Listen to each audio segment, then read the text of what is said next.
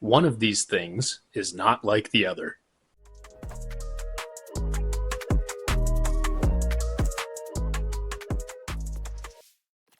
So you bought an R36S, and now you're wondering if you actually got the real thing. Well, today I'm going to show you several methods you can use to identify copycat or clone consoles, starting from the most simple to more complex techniques.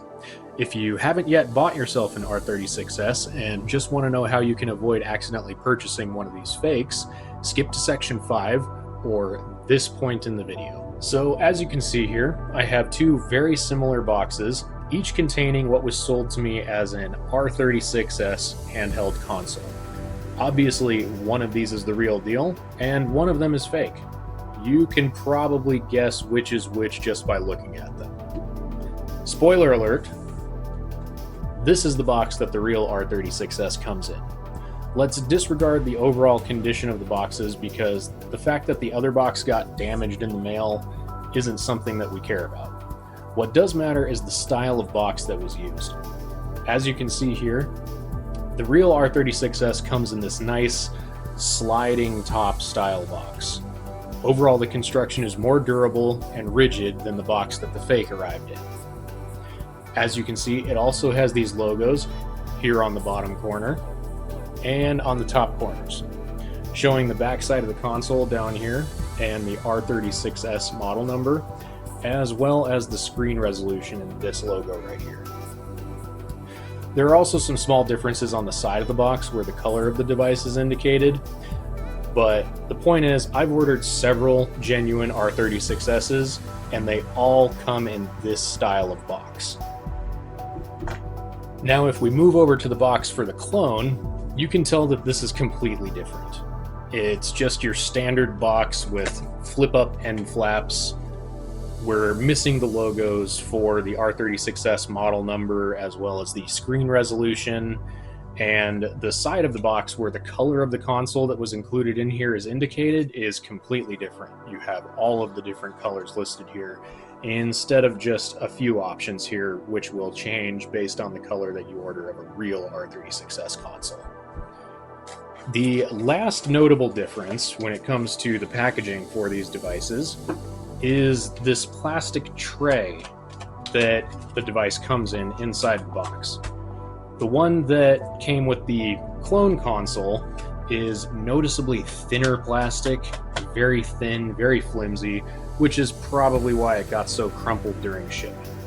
If we compare that to the genuine article, it's kind of hard to tell in the camera and the picture here, but this is slightly more rigid plastic, just a little bit better support, would hold up to packing and not crumpling a little bit better than the fake.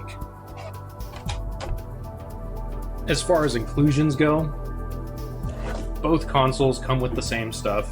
Each one comes with a white USB-C charging cable, some screen cleaner wipes, a screen protector. This device did come with a screen protector, I just must have misplaced it somewhere.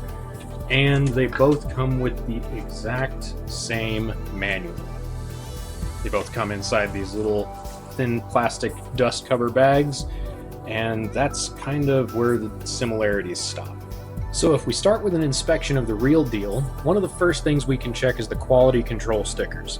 These seem to be very consistent in their placement across all of the real R36S units that I've received. And in my experience, there will always be two stickers, one of which is located on the back of the shell of the device over the top left-hand screw hole, and the other is located on the side of the device over the SD1 slot. And as you can see here, these stickers have little numbers all around the edges and are made out of a white paper. This is always how every R36S console that I've received has been. Now, full disclosure, I've already spent some time with these handhelds before recording this video, so I can't demonstrate this part, but this clone console only came with one QC sticker, and it was placed on the back of the shell covering the top right screw hole, not the top left. Also, it was reflective plastic, not paper, and only had the letters QC on it. No numbers around the edges or anything else. One last thing to note here are the labels on the back of the R36S devices. As you can see here, they are very similar, but there are some slight differences. Most authentic R36Ss have this style of font on the back. Occasionally it will be some cool stylized font, but most of the time this is what it looks like. And the text is always centered on the back of the label. As you can see, this one is very similar, but the text is a little off-center, a little bit closer to the left-hand side of the label than the right. One more thing we can check before even powering the devices on is the X button on the front.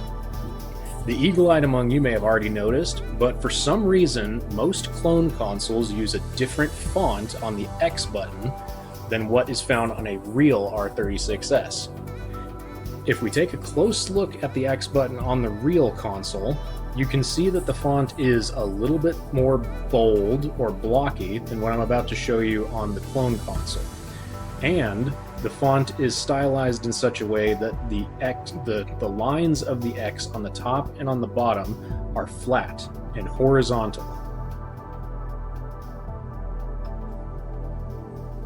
Now, if we compare that to the clone, we can see that the font used for the X on this console is a little bit skinnier. Occasionally, these will also even be italicized. And like I mentioned on the authentic console, where the top and bottom of the letter had the font style with flat ends on the X, you can see on this one, the flat ends of the X are facing 4 different directions. So that is a dead giveaway for a clone console and an easy way that you can tell that you're dealing with a reproduction. Now, before we go on, I do have a bit of a curveball to throw at you. This white console was the real R36S, but before I made this video, I actually swapped the guts out of it and put everything into this green shell because I wanted a green handheld. So as we move forward in our video, this green device will be our baseline. Now, this was the part of the video where I was planning to do a side-by-side comparison and shootout of the software and firmware of each device. However, right before I started filming, the display on the clone console just stopped working. I can only guess it's because the screen in the clone is actually the authentic R36S screen, which is causing the chip inside to have issues, even though it worked completely fine after I completed the swap initially, and both of these displays should be exactly the same when it comes to resolution. But I guess this just goes to show why you should avoid clones, and we'll continue demonstrating with just the working device for reference. The first thing that we can test is, do either of these devices start up without the SD card? If your handheld is the real deal, the only thing that should happen is the power light should turn on.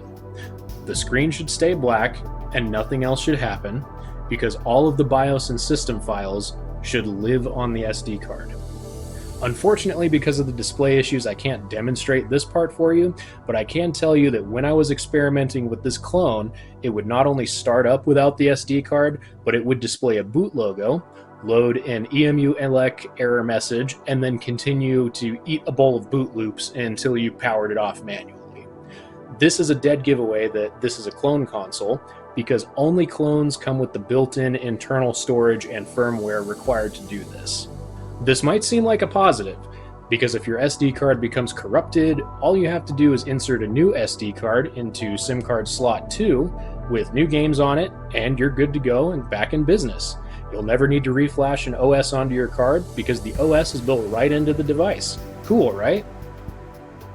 Well, in case you couldn't tell, this is actually a pretty major negative, because if the internal firmware ever becomes corrupted, or I don't know, say your screen stops working for no reason, this device instantly becomes e-waste. You can't access or reflash the internal storage, add or change any files, or do any system-level troubleshooting. Even though these devices can, in some cases, boot from and use firmware from an SD card when it's in slot number 1, it can be a huge pain in the butt to actually get it to do that. This particular clone absolutely refused to boot from or even read anything besides the stock SD card when it's in slot number 1, Though there are many different clones out there, you might end up with one that doesn't have this problem, or can even run a variant of ArkOS.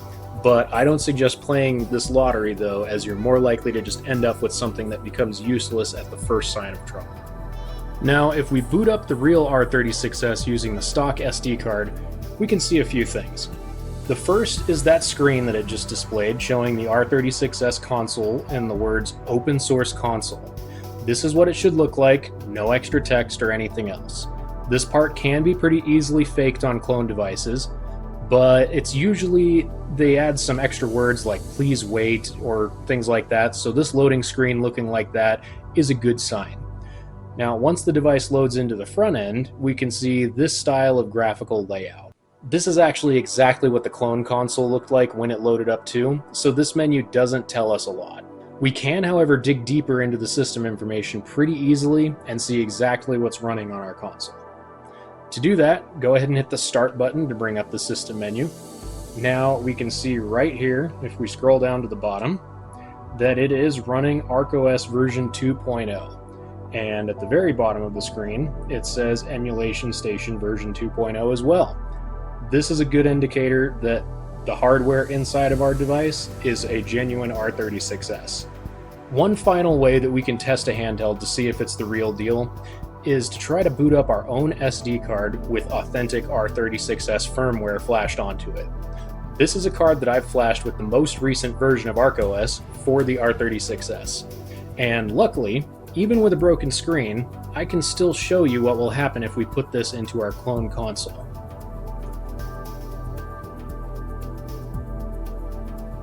Now, right there, you can see that the status light is blinking red.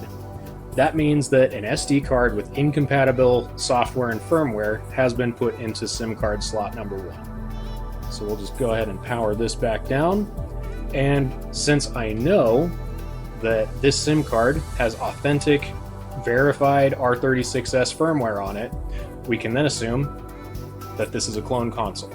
Now, if we do the same thing and simply insert this SD card into a real R36S, it will boot right into the operating system without any fuss. Now, don't worry that we didn't get shown that screen with the handhelds and the open source console message. That's only included on the stock SD card and doesn't show up on the updated ArkOS installations unless you put it there yourself. So you can see that the real handheld quickly boots into the front end and looks a little different than what we saw previously, because this is what more recent versions of ArkOS look like. We can still hit the Start button to bring up the system menu, and we see a very similar screen to what we saw before.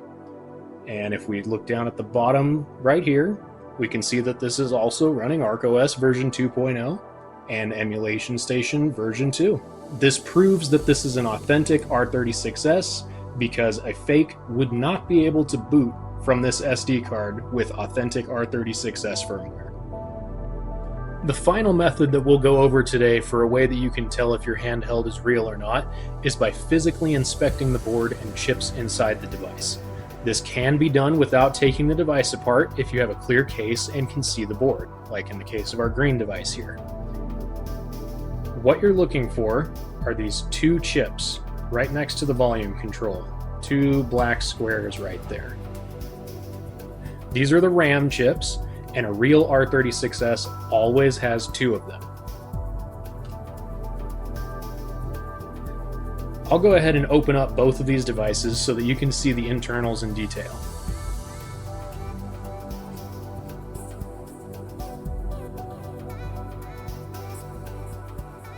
Now that I've got them apart, you can see the differences.